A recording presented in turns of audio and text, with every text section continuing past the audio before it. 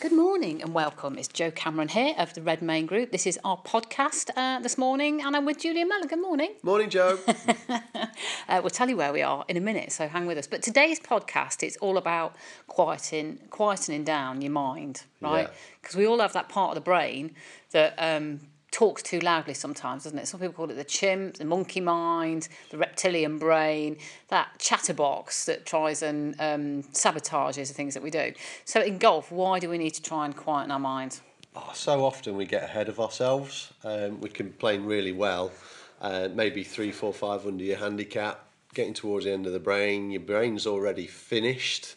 So I've played this great golf, and then you actually get out of your comfort zone, and quite often your subconscious will take you back to your comfort zone, which is to your handicap, and a lot of rounds fall apart in the last few holes. So if you can, they call it staying in the moment, but the more you can practice staying in the moment and not getting ahead of yourself, the better the outcome generally. But so you actually find that when people are playing well, that's when the chatterbox comes in then? Yeah, you're not this good, I shouldn't be doing this, I'm much better today than I've ever been, this is going to be the best round of my life, and then before you know it, it's all falling apart and you're back to square one again. So it's a bit like that, like really important putt. You know, you've been playing a great round, haven't you? Then you've got the really important putt. It's then when you your mind starts to it wanders, control you, doesn't it? Yeah. Why do you think that is that more or less prevalent than in the past? Do you think, or what? I would say people are more aware of it now, but I don't think people have still learnt the skills to overcome it.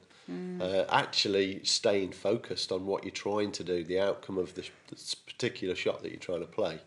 So, and it's a skill to stay in the moment. I mean, I think that, the literature that you read just says that we live in such a fast-paced world now that we're all over the place. You know, the emails are pinging, you get notifications on your phone. So there's that constant sort of rush in your brain and in society that's just making it worse. Yeah, absolutely. And if you can find a quiet place, to practice quietening your mind, I think that's an absolute must if you want to make improvements. Well, we've got some really good tips, haven't we, for quietening the mind, because not only do you need it in golf, but say if you're a leader in a big organisation as well, making good decisions are the ones that are made from a really calm perspective. You know, if you're rushing around all day trying to make decisions, you're normally making them from a panic point of view rather than something that's reactive too much, isn't reactive, it? Yeah, the brain's become too reactive rather than proactive. So we've got some really good tips, haven't we? So what we're saying is that you've got to practice sort of being focused and concentrating. And you've got a story, haven't you, about a famous pro that used to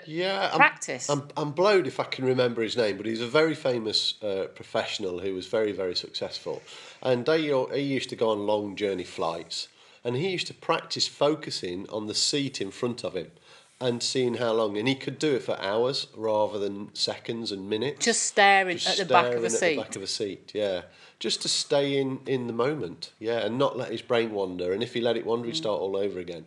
But people never practice that. Do you know, you just reminded me, I did a leadership day once and it was all about creating vision.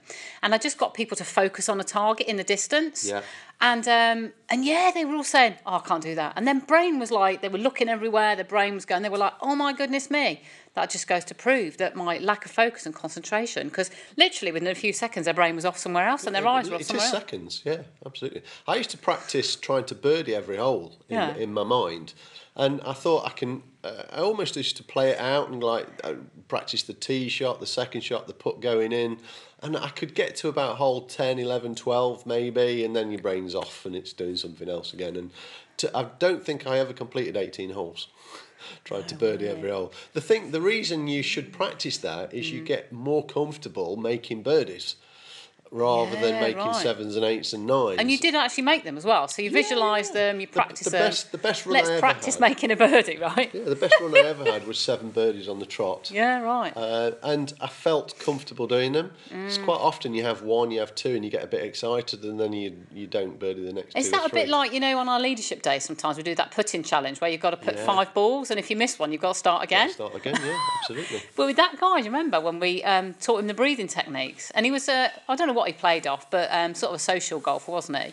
But we introduced the breathing techniques, didn't we? And he did all 5, and he won the putting competition. Do you remember? And he really lacked in confidence. Yeah, he did. And he was susceptible to outside agency, so people trying to put him off.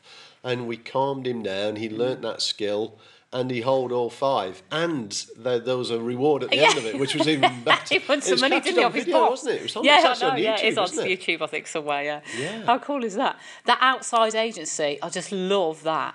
The outside agency. True. And it's not what you think it is. No, I was just thinking what an outside agency would be for a leader is like newspapers or the news or something that, like, takes you away from where you want to go. It's that distraction, isn't it? An outside agency is a distraction. A total distraction. And some things are out of your control. It could be the weather. It could be lightning, for instance. And some things are in your control. And Colin Montgomery, for instance, he was renowned for being put off very easily. And they used to say he could be put off by a butterfly landing on a leaf a mile away. Really? And any type of distraction used to upset him. The best ones, they just let it go. They don't even hear it. And I remember I used to practice near a train line. And there was a steam train that came past, apparently. I never heard it. I was just in the moment enjoying what I was doing and never heard this. And they go, "Oh, did you see it?" And I went, "Didn't even know there was one." You're just in that moment. It's lovely. Yeah. Do you know Tiger Woods? We don't talk about Tiger Woods too often, but there are some things that stand out. And one of the things was his dad used to, when he was practising putting, his dad used to put him off, didn't he? On purpose, yeah. Try and put him off, yeah. To build up the resilience.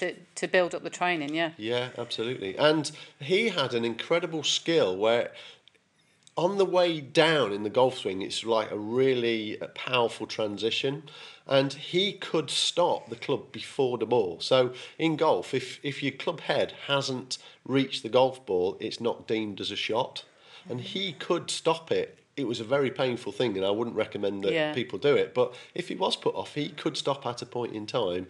I don't know anybody else who could really do that. And then generally, the shot he then played was still a good shot. So he wasn't put off by it. Okay. So what we're talking about is practising, quieting your mind, turning off your response system, aren't we? Yeah. As daft as it sounds, like you say, that tour pro used to stare at the back of the seat. The other one is, do you say like you used to stare at an umbrella or something? You can focus on anything, can't you, really? I would pick something of interest. Yes. I'm not sure an umbrella's that No. interesting, but it was. We were just talking a minute ago. There was a lovely umbrella there, which looked great. But yeah, pick something. It might be a picture. Yeah. And just test yourself, right? And just see how long you can do it, and I'll bet you any money you can't do it for more than a minute. Yeah.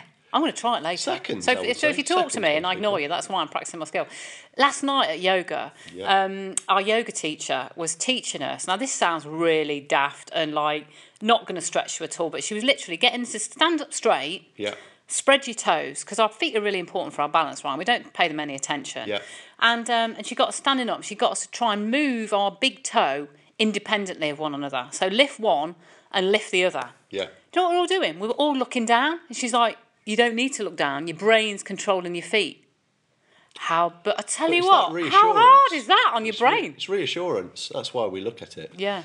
But it was really tricky to just try and move. It takes an incredible amount of focus and concentration, and it brought up all sorts of weird emotions. But and the other thing is about mindfulness, isn't it? It's a big thing now in organisations about mindfulness. So it should be. Absolutely, yeah, because that is a way of really quieting your mind and it giving your brain a rest. Because everybody knows that they've got to do a physical rest, but we forget about the brain. It's very difficult to switch your brain off. Very difficult. And the more ways you discover of doing it. I mean, we know a few, but there must be hundreds of ways of doing it. Just look and research it and find ways of doing it because it's so powerful. We're retraining your brain, aren't we? We're trying to hold your brain in. In Zen golf, they call it emptying the cup before you take a shot. So emptying your mind of all your thoughts, emptying your cup. So that's quite a good tip, I think. Yeah. And but the other thing to say is as well that your mind is not going to. The jury's still out on meditation and stuff, but most meditation teachers will say that your mind shouldn't be completely empty. It shouldn't be completely free of thoughts. So think about mindfulness is becoming aware of them. Yeah. Visualisation, in golfing terms, visualising the movement, that you can do that overnight and really, really, because once you implant the picture, the video, if you want to call it video, that's when you can start to repeat it. So there was a famous story of a guy who was in a a camp he was caught as a prisoner. Yeah. And he couldn't. He was an avid golfer, and he wanted to still play golf when he got out. And I think he was in there there's a famous book that he's written. But what he did is he practiced his golf in his mind all the time that he was captured, and he went out and he shot one of the best rounds he'd ever shot without ever practicing. Really? He'd done it all in his brain. Yeah, I can't remember the name of the book, but it's a brilliant story. That's amazing, isn't it? Yeah. A lot of people think that these things are, a bit new age, aren't they? But at the end of the day, there's loads of stories about visualisation. There was a famous diver that used to visualise the dive that she would do. But not only did she visualise it, but she would imagine the sounds of the people clapping as well. So she was engaging all of her senses, not just the visual one, but so she'd imagine what it sounded like when she hit the water, imagine what she felt like when she did a good dive. And that's what she was doing the night before. Yeah. And then you'll repeat, and you'll probably do it. Yeah. I do that often with my golf swing. Yeah, we're not saying it's a game of perfect though, is it? Because sometimes we're not a game of perfect. Sometimes they don't quite work out, but don't give up on it. Because you're doing something better than other people you're having a go, aren't you? Giving yourself a chance. And I think the thing is, when you quieten your mind, life becomes much more enjoyable anyway, isn't it? Because you're not hopping around all over the place. I think you become a better person. Yeah, and you're not I was writing a blog recently about what it feels like when you haven't got a quiet mind. If you can imagine yourself with a busy mind, you're like standing in the central reservation, and there's 3 or 4 lanes of traffic either side. A busy brain is like trying to cross the road in amongst all that traffic. Like everything's whizzing past. You notice everything in your brain is really noisy. And then the clouds. You've got to be less distracted by the noise around you. We know a couple of people who we have meetings with, and they're never in the room. They're always off somewhere else. That's another tip, isn't it? Get back in the room. Come back in the room. Join us. We're nice people. Come have a chat with us. That's our little motto today, isn't it? Get back in the room. Yeah, they're just their heads all over the place. Get back in the room. And I think they're not really delivering good stuff because they're too busy. They can't focus on one thing at a time, and sometimes you need to. Yeah, but we do. There's this thing called wearing the busy badge. We're in a society now that if you're busy and you're rushing around, you're going to be more productive. Well, yeah, you might be, but you're going to end up a bit worn out at the end of it. My favourite word. Do you remember my favourite word all them years ago when we met? Go on. That word that I really just don't like begins with an M. Oh, manic. Manic, yeah. Next People change the M for a P and you got panic. That's right, isn't it? Do you remember? Yeah, absolutely. When we first met, you was like, oh my goodness me, I've had a manic day. I was like, right, okay, if you stop using the word manic, you'll feel less manic, because manic is panic with an M, isn't it? Yeah, absolutely. So if you are using the word manic, please just get rid of it from your vocabulary. But I remember then, a bit of time afterwards, I said, oh, how'd you use the word manic coming on? And you went, well, I don't feel so manic anymore. It's like, that's weird. Yeah. You start using It's a powerful word, isn't it? But people use the word manic to show, how special they are and how busy they are. Well, you might end up dead.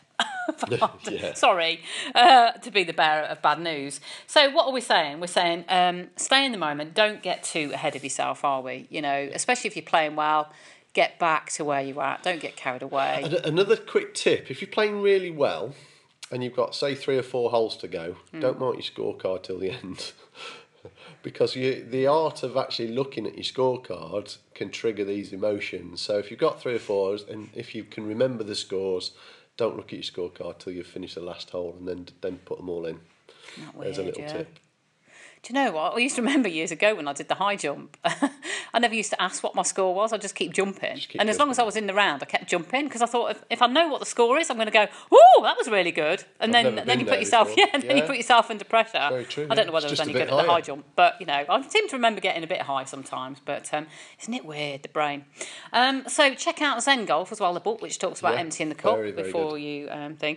And a lot of people, if you're into the meditation and mindfulness, just do a quick Google of meditation, mindfulness. There's immense loads of apps out there at the moment. One of the most popular ones is Headspace. There's a mindful book written by Danny Penman and his colleague. Danny's a great guy. Check out that book. That's the one that I use, actually. Yeah. Use that quite a lot. There's a whole load of meditations on that on the audio book. It's really nice. I've been caught out in some funny places doing meditation. You are good at it. Yeah, I'm sort of well practiced now, I don't know, which is quite good. And the other one that you said was walk slower as well. Yeah. Yeah, definitely. The Tiger Woods was awesome. He always slowed everything down. Yeah. He was always last off the tee on the first hole. Everybody was rushing off to go and find their ball, and he would just wander off the tee. And yeah, brilliant. Yeah, definitely slow down. Stay calm. Stay in the moment. Yeah, you just it lowers the adrenaline in your body, and you don't make so many mistakes. Basically, Wear grey. yeah, be dull. Become dull. We hope you've liked our podcast today. So you've got plenty of tips there. What is your big golf hint of the week then? Golf tip of the week? I've been working with quite a few people this week, and the biggest thing is people try and keep their head down too long. Yeah. Actually understanding how the body moves efficiently is so powerful. I've got some good videos on YouTube, all under the Easy Swing in Golf. Well worth having a look at some of those. Yeah. I try and put another one on each week if possible. The next one's definitely going to really highlight how to move your body efficiently, because with that you tend to hit the ball further and straighter. Well, that guy yesterday, was it? That guy you were coaching yesterday and got 15 yards? Yeah. Added 15 yards through moving better. Yeah, and what about a lot less effort. The one-handed thing, is that something that people I'll need to be around? put that on the video. Yeah. Swinging with your dominant hand and actually learning how to move even without a golf club, you'd be amazed how much better your body moves. Yeah. I mean, you just showed me those videos this morning. They're amazing. Like, they just look lighter, happier, freer, like they're going to enjoy their golf more because they're just moving with the ball. It's a proper movement rather than a false movement. Yeah. They look great. I'm really inspired. We're going out this afternoon, aren't we? Because we are here today at the Ardencote Manor Hotel in Leafy, Warwickshire, which is absolutely stunning. It's a beautiful place, and we're going to be doing some more work here. The Red Main office is going to be permanently based here. Yeah. Doing our leadership and management training. So we're launching our centre here, aren't we? Yeah, I'll be coaching here as well. You're going to be coaching here, but it's a beautiful environment, isn't it? Yes, and the course is really unique as well, isn't it? Yeah, it's a shortish course. You need to play all the different shots. You need to be able to shape the ball a little bit. I love it. It's got one of the best par threes I think I've played in a long, long time. The 6th hole, you've got to go and have a go at that one. Yeah, but you were just showing off because you went out just with 1-7-iron. Yeah, I did, but that's good fun. That's good practice. Good practice. So we're going out there today, aren't we? It was a bit wet and rainy. Have a good look round, I'm thinking, was that a real right move wearing my white trousers today? But nonetheless, let's go for it anyway. We were laughing about the grey because we've had a bit of redecoration done in the house, haven't we? And grey, it's been amazing. We've been Googling different colours in houses, haven't we? So stay calm. Grey's a grey. If you're struggling in the office, paint it grey. Yeah. With some hints of colour, obviously. Put some other colours with it, green or orange or other colours. Don't just go completely grey.